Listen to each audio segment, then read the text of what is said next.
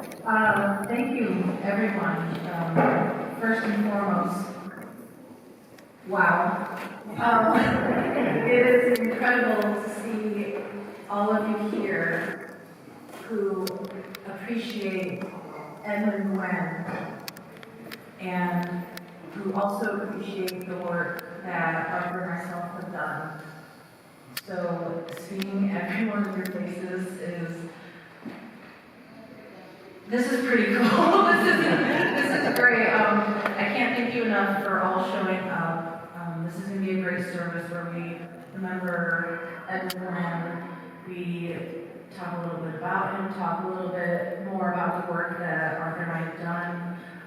You'll all have a chance to come and pay your respects to Edmund before he is inurned, and he'll be home for the holidays. So thank you again, everyone.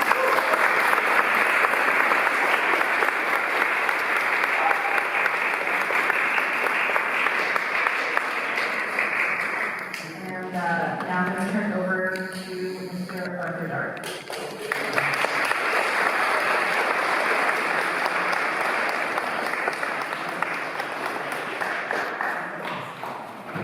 Ladies and gentlemen, that was Jessica Wahl, the woman who made it happen.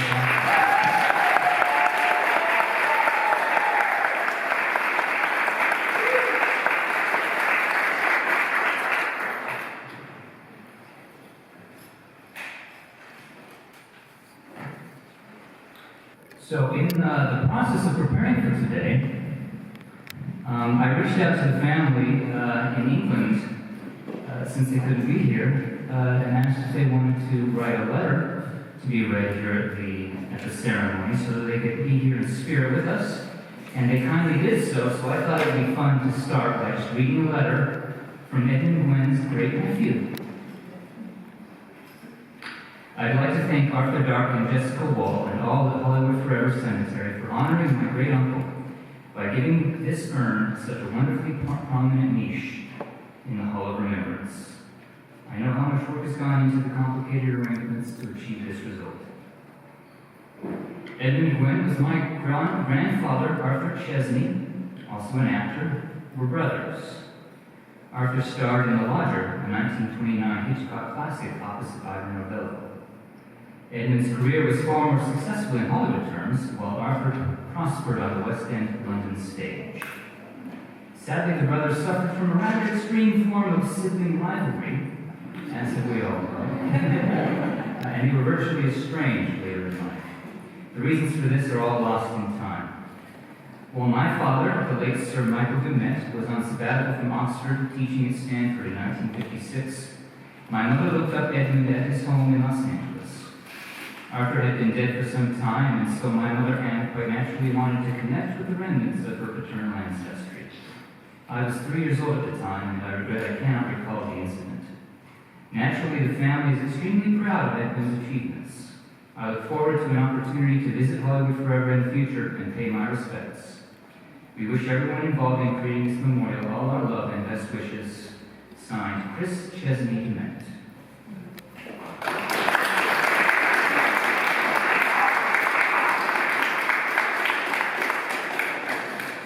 So now let's get to know Edmund a little better. I think a lot of us here know and love him, as evidenced by the numerous hats, as Santa Claus on Miracle on 34th Street. But of course, he was a versatile and prolific actor.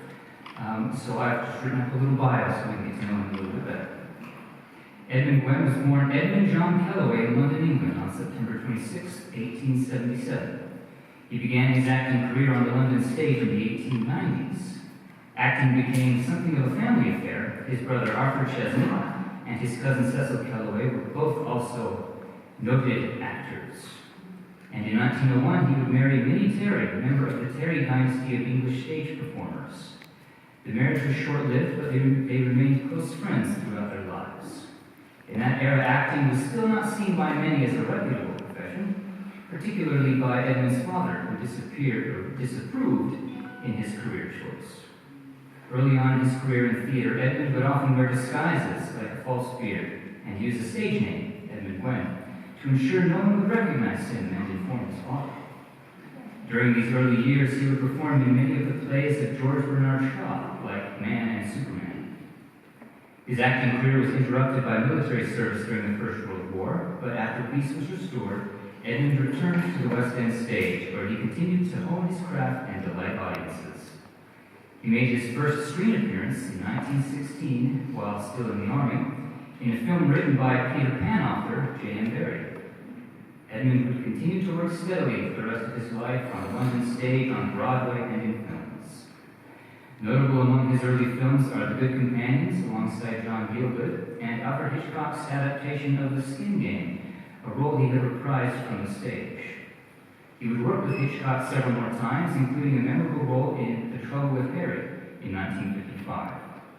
But many of us here, especially this time of year, will always remember Edmund Gwenn for his role as Kris Kringle, Hollywood's quintessential Santa Claus in 1947's Miracle on 34th Street.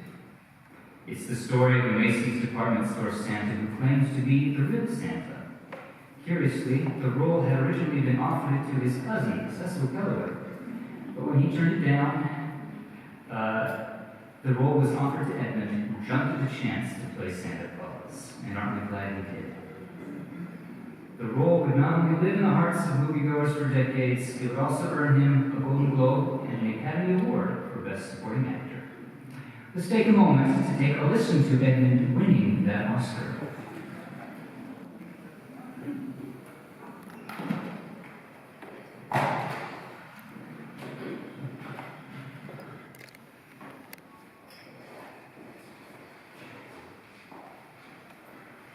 It is my privilege to be the first to discover the winner of the award for the best performance by an actor in a supporting role. And this is a superlative list indeed. Charles Bickford in The Farmer's Daughter, R.K. Radio. Thomas Gomez in Ride the Big Horse, Universal International. Edmund Gwenn in Miracle on 34th Street, Robert Ryan in Crossfire, R.K. Radio. Richard Widmark in Kiss of Death, 20th Century Fox. The applause may give you a clue. The winner, Edmund Gwenn.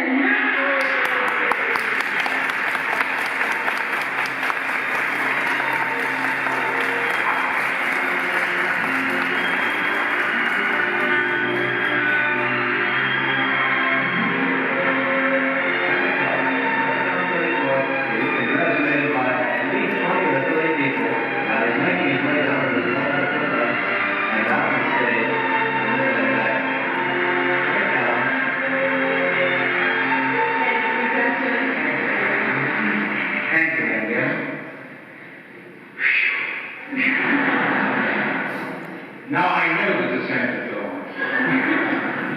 Oh, you may laugh, ladies and gentlemen. Not so easy to discern, you know. He's a most elusive little fellow. Turns up in all sorts of places under all sorts of names and disguises. First time I ever met him, he told me his name was George Seaton. And wonderfully George Seaton had his revenge by bringing him to night. About a year and a half ago, he suddenly turned up at Culver City and told me his name was Metro Goldwyn Mayer. That was the day Metro agreed to loan me Fox to make the picture. And now, I think it's time Santa Claus added the word to his name. I think he ought to call himself Santa Claus Incorporated. Santa Claus Inc. Inc. But then, it will embrace all you wonderful kind people who have done me the honor of making me stand here tonight. Thank you, all of you, for making the evening of my life such a happy one. Thank you.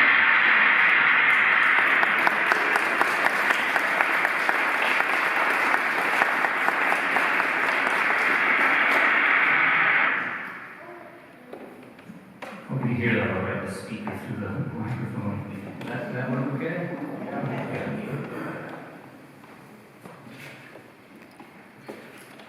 Edmund would earn his second Golden Globe and another Oscar nomination for his role as the title character in Mr. 880. alongside Burt Lancaster.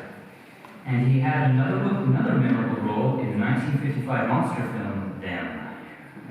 Edmund Gwenn's final screen appearance was on an episode of Alfred Hitchcock Presents in 1957. Edmund lived his latter years in Beverly Hills, California, and his final days were spent at the motion picture home in Woodland Hills.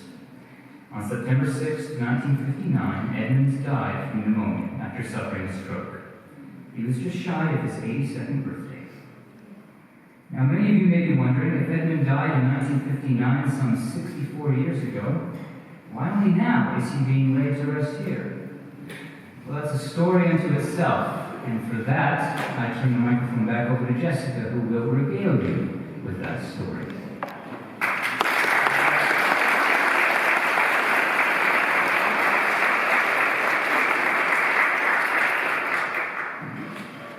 Something about hearing his voice and looking at him. So now,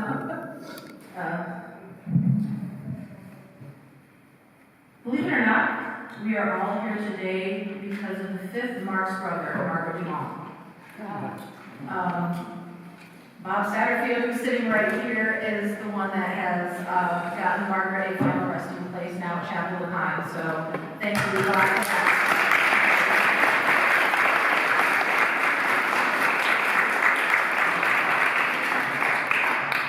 But at the time, we did not know that. It was another day of Arthur and me working downstairs in the vault. Arthur was tackling Vault 5, and I was in Vault 1, listening to whatever song was playing on my Vault Tunes playlist. I was sitting on the floor cataloging names on the bottom row of one of the hundreds of shelves in the room where I was working. I faintly heard Arthur speaking to me from all the way down the hall.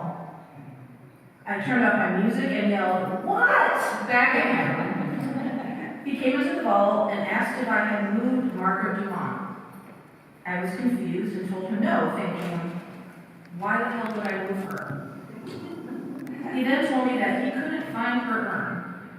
Now, this was very puzzling because Margaret was an easy urn for us to find initially, and we both had pictures of her urn on the shelf.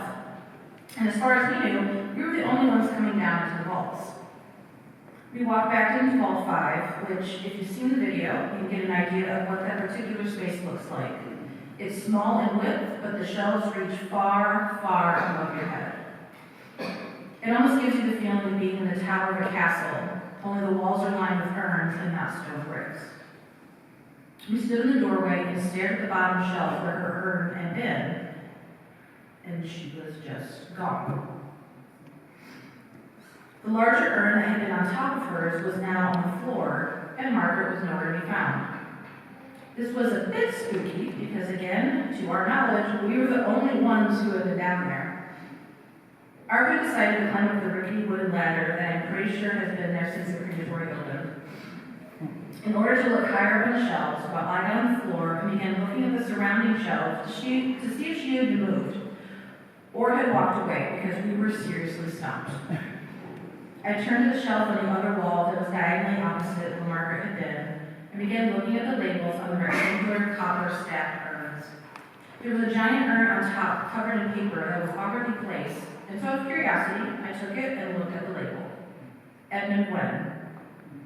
I said it out loud just to make sure I was reading it right. Arthur heard me, and his gentle reply was, "Shut the F up." Thinking I had to be messing around with him. I said it again, and even while he descended the ladder, he still didn't believe me. I finally held up the urn with the label facing out so he could read it plain as day for himself. We made sure to double check the date on the urn with Edmund's actual death date, thinking maybe this could be some other guy with the same name. But it wasn't. It was our Edmund that we had been searching for. Arthur pulled out his camera and began recording my reaction. What you see in his video is me in shock, but also filled with such amazement and disbelief at what had just happened. We both kept staring at the urn, and were even more amazed after we took all the paper off and saw that he was in a beautiful and almost pristine bronze urn with his name etched on. After we called Danny, the manager of Chapel of the Pines, to tell him the good news, we took Edmund into Vault 1. Arthur told me he wanted to record a short interview with me explaining what had just happened. I know what I said now after seeing the video, but I had no clue what I was saying at the time. 1 minute I had been on the floor typing names, dates, and cremation numbers, and the next thing I knew, I had found Santa Claus. I was on a high for the rest of the day, and I think I even texted Arthur a few times in the days after just to make sure that it actually happened. I had never given up hope that we would find him, but it continued to be surreal. Still is when I really stopped to think about it. We knew that when he found his urn, we wanted to try and get him a proper resting place. And I say try because when we do campaigns like this, we always start with finding the next of kin. Not only is it a legal requirement, but it's also so the family can give their approval and be involved in the process. If the family does not give approval, then we respect their wishes and we don't proceed any further. Edmund is the 11th campaign that I have done so far, and the 14th that I've helped with. Without a doubt, the hardest part of these campaigns is finding next of kin. I love silent films and the stars who are the pioneers of early filmmaking, but trying to find the next of kin for people who passed away in the 1910s and 20s can be extremely difficult. Even for someone like Edmund, who died in 1959, it was difficult because he didn't have children, so the obvious first search route was off the table. But thankfully, this is where my job as a librarian comes in handy.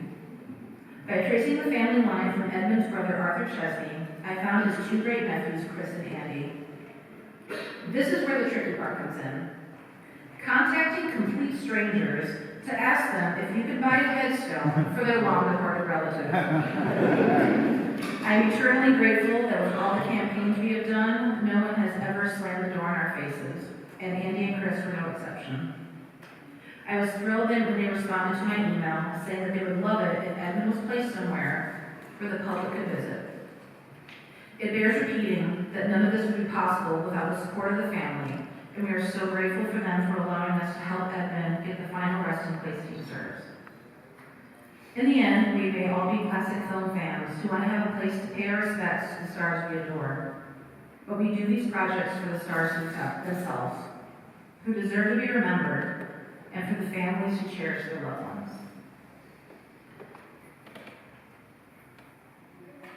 I had the honor and the privilege to find Edmund that day in March, after he had been considered lost for over 60 years. It's a memory that I will hold in my heart forever. It was no accident that Arthur happened to be with me that day, and had the foresight to pull out his phone and record the moment as it unfolded. Our other miracle is thanks to the 765 people who donated to the fundraiser and helped us go above and beyond our initial goal. We haven't been able to thank all of you individually, but please know, from the bottom of our hearts, we could not have done this without you. Your love for Old Hollywood, for Miracle on 34th Street, for Santa Claus, for Christmas, or whatever compels you to donate is what got us here today. We want to thank Chapel of the Pines for the amazing opportunity of allowing us to help them tackle a huge undertaking that has involved a lot of hard work, but also made for a once-in-a-lifetime experience. I mean, you have two taphophils surrounded by urns from 1906, so it's quite exciting. We especially want to thank Danny Lee for trusting us with the care of the urns in the vault and for being so supportive of us when we do these projects. A huge thank you to Noelle, Tyler, Jasmine, and Hollywood Forever for being truly amazing. Thank you for sharing in our excitement of these projects, and thank you for allowing us to give stars like Edmund and Helen Chandler the honor and care they deserve. It still blows my mind to think that I have had the pleasure to work with you twice now, especially considering that the reason I moved to California in the first place was to be able to visit your cemetery whenever I wanted.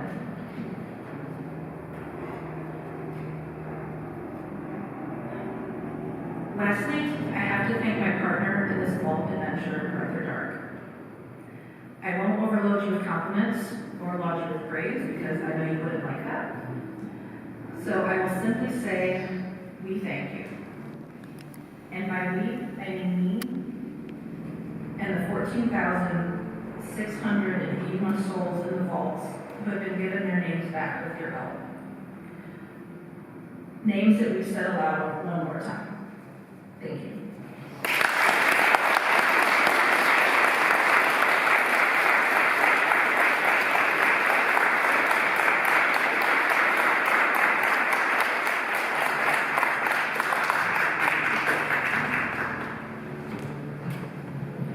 Well, since she lauded me, I have to return the favor by saying once again that without her tireless efforts, innumerable hours down in the vault, none of this would be possible. Not just for big name stars, but everybody who has been brought back to life and documented and cataloged and researched down in the vault.